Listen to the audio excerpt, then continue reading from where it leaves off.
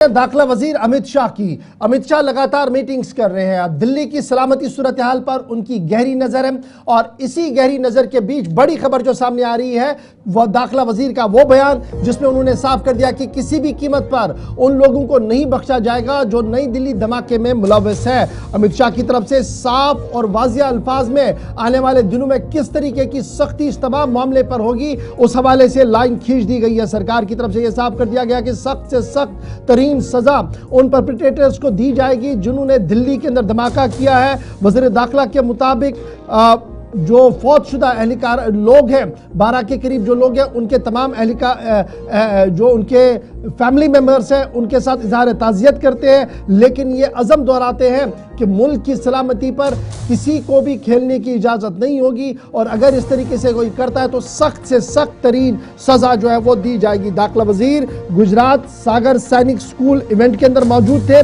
जहां पर उन्होंने अपनी बात रखी, लेकिन पैगाम गुजरात से दिया, पूरे मुल्क के लिए एतमाद, लेकिन कश्मीर तक उसकी आहट आज सुबह 2:30 बजे देखने को मिली।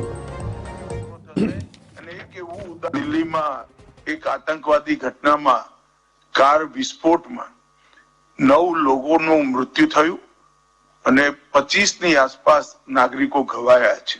બોમ્બ બ્લાસ્ટની કાર્યવાહી કરવાના સૌ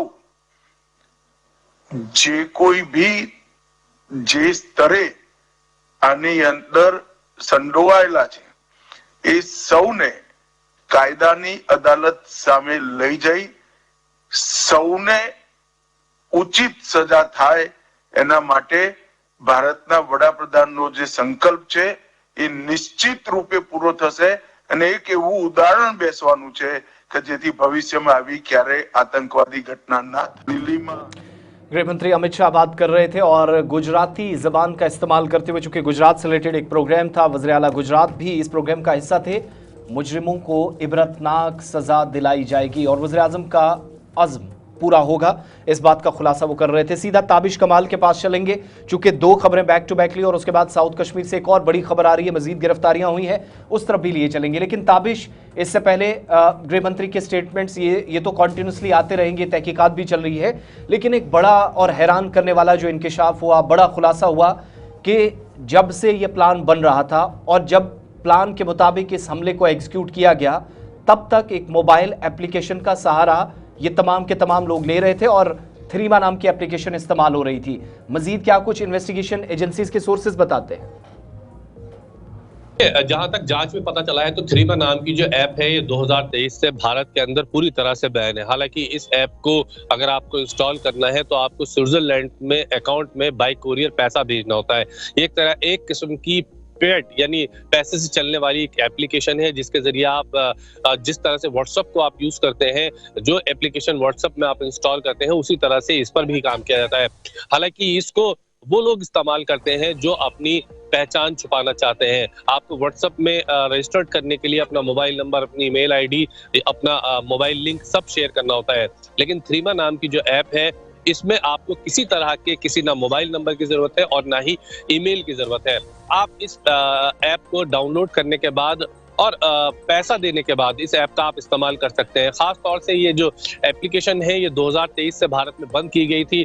उस वक्त ये कहा गया था, जांच एजेंसी ने ये कहा था कि ये ऐप जो है भारत, पाकिस्तान, बांग्लादेश के बीच में बैठे हुए लोगों की वो सहायता कर रही है जो यहाँ पर बैठ करके नापाक कोशिशें कर रहे हैं। तो ऐसे में उस वक्त सरकार की तरफ से गाइडलाइन जारी करके इस ऐप को पूरी तरह से भारत में बंद कर दिया गया था। लेकिन फिलहाल अगर देखा जाए तो इस ऐप का इस्तेमाल किया जा रहा है। अब छानबीन का जरिया ये है कि आखिर जब ये ऐप बैन हो चुकी है, भारत के अंदर इसका इस्तेमाल करने की इजाजत नहीं है, तो किस तरह से इसका इस्तेमाल किया जा रहा है। इसके जरिए लोकेशन शेयर की जाती थी, इसके जरिए चैटिंग की जा रही थी, वॉइस रिकॉर्डिंग और वीडियो रिकॉर्डिंग भेजी जा रही थी। मैक्सिमम 256 लोगों का ग्रुप बना करके इसके जरिए बातचीत की जा रही थी। जो ग्रुप्स बनाए गए हैं अब उनका डाटा कलेक्ट करने की और साथ ही साइबर क्राइम की जो टीम है, जो साइबर पुलिस है चारों राज्यों की, वो ये जानने की कोशिश कर रही है कि आखिर भारत में इस ऐप को चलाने वाले कौन कौन लोग थे, किसके पास था। हालांकि ये डाटा रिकवर करना बहुत मुश्किल होगा, लेकिन फिर भी साइबर की टीम लगातार ये कोशिश कर रही है और इस ऐप के जरिए ही लगातार ये लोग आपस में एक दूसरे के संपर्क में थे। इसके अलावा एक और ऐप है जिसका नाम सेशन ऐप बताया जा रहा है, इसका भी इस्तेमाल किया गया है। ये भी वही ऐप है, ना इसमें मोबाइल की जरूरत होती है और ना ही इसमें आपको ईमेल एड्रेस डालना होता है। इस तरह की एप्लीकेशन का इस्तेमाल वो लोग करते हैं जो अपनी पहचान छुपा करके कुछ काम करना चाहते हैं। ऐसे में इस तरह की एप्लीकेशन के जरिए अपनी जो पहचान है वो छुपाकर भारत के अंदर जो गतिविधियां थी उनका सहारा इस ऐप के जरिए लिया गया है। तो कहीं ना कहीं अब तमाम जो ऐप्स है जिनको बंद किया गया था 2023 में, ऐसी बहुत सारी ऐप है, बहुत बड़ी प्लानिंग है जिसको एग्जीक्यूट किया गया है।